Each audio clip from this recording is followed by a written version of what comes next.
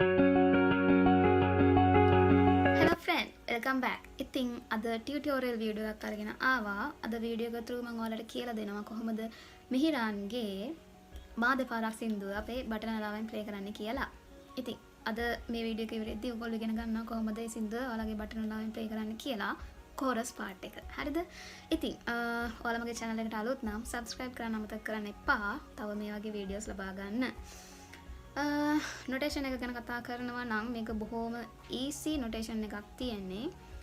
ඔයාලට original scale එකේ play කරන්න අවශ්‍ය නම් ඔයාලට පුළුවන් B flat flute එකක් use කරන්න. B flat flute එක කියලා කියන්නේ අපි flute එකේ first finger holes තුන වැහුවාම ඒකේ play වෙන නිසා නෙමෙයි කොමල නී. ඒක තමයි B flat flute එක. B flat scale එකේ flute එකක් use කරනවා නම් ඔයගොල්ලෝ track එකත් එක්ක play කරන්න පුළුවන් ඔරිජිනල් ස්කේල් එකේ. එහෙම නැත්නම් ඔයාලා double G flute එකක් නම් play කරන්න ඔයාලට සිද්ධ වෙනවා track එකේ key එක වෙනස් කරගන්න. හරිද? ඉතින් ඔයාලට අවශ්‍ය නම් ඔරිජිනල් ස්කේල් එකේ play කරන්න ඔයාලට සිද්ධ වෙනවා B flat flute එකක් use කරන්න. ඒ flute එකෙන් double G fingering විදිහට ඒ flute එකේ notation එක play කරන්න ඔයාලට බොහොම ලේසියෙන් play කරන්න පුළුවන් ඒ සින්දුව. එතකොට notation එකත් එක්ක හරි. අපි බලමු කොහොමද මේක පේලියෙන් පේලිය play කරන්නේ කියලා. මම කිව්වත් වගේ මේක double G flute එකෙන් play කරන්න බොහොම ලේසි. එතකොට notation එකේ තියෙන්නේ කොමල ස්වර මුකුත්ම නැහැ. ශුද්ධ ස්වර සහ තීව්‍රමා තියෙනවා.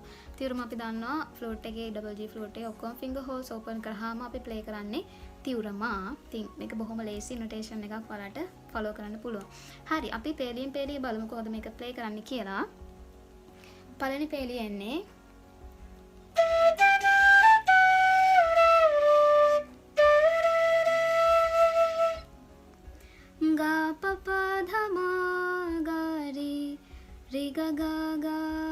මතක තියාගන්න මා ප්ලේ කරනකොට හැම වෙලාවෙම ශුද්ධමා නෙවෙයි තීව්‍රමා අපි ප්ලේ කරන්නේ හැම වෙලාවකදීම.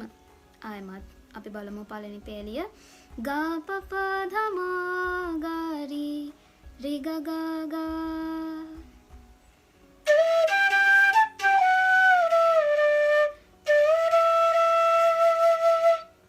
ඒ පේලියම ඒ විදිහටම රිපීට් කරන්න ඊළඟ පේලියට.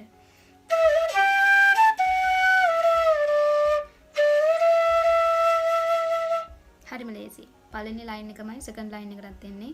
ඒ ස්වර ටිකමයි අර සින්දුවේ යන විදිහට පොඩ්ඩක් එහෙ මෙහෙ ස්වර ටික පොඩ්ඩක් ඇදෙන විදිහ වෙනස් වෙනවා චුට්ටක්.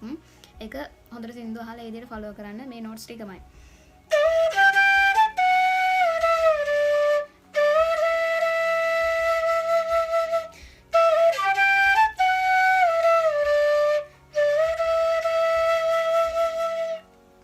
හරි. පළවෙනි ලයින් දෙක ඔන්න හරි. ඊට පස්සේ අපි බලමු ඊළඟ ලයින් එක කොහොමද ප්ලේ කරන්නේ කියලා.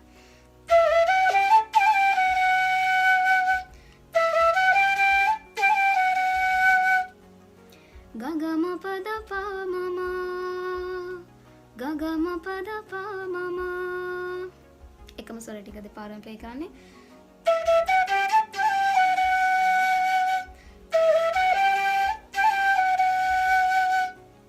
ඊට පස්සේ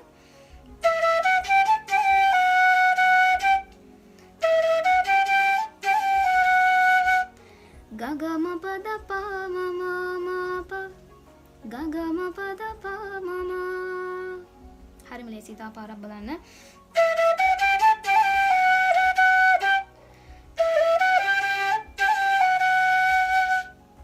හරි. ඒ පාර්ට් එකත් ඔන්න හරි.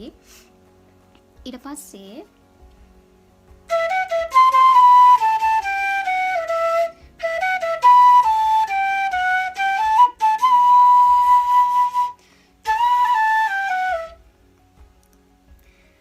ගම ගසසනි දද පාමග ගම ගනී දා පාම පදනි දනි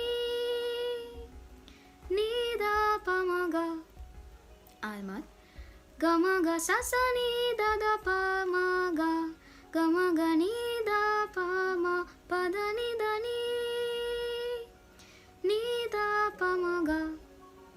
බලන්න ආයමත්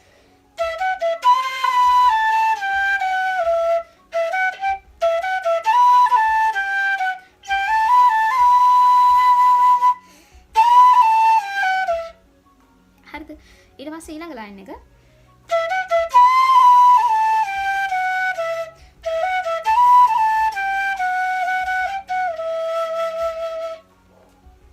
හරිම ලේසි ඒ ලයින් එකත්.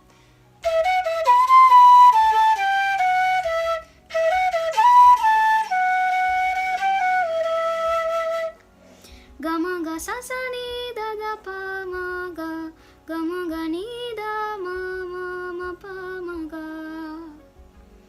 ගම ගස නී දද පමග ගම ගනී ද මම පමග.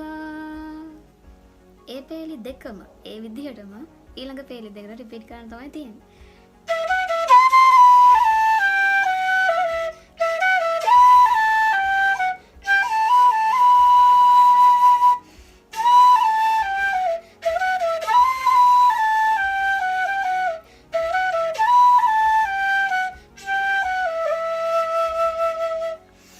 අර සින්දුව ෆලෝ කරනකොට අපිට නොටේෂන් එක ඒ විදිහටම ෆලෝ කරන්න බෑ. මොකද සින්දුවක් ගායනා කරනකොට පොඩි පොඩි වේරියේෂන්ස් දානවානේ. එතකොට අපිට සිද්ධ වෙනවා නොටේෂන් එකේ අපිට ඒ වේරියේෂන්ස් ඒ විදිහටම ලියන්න අමාරුයි.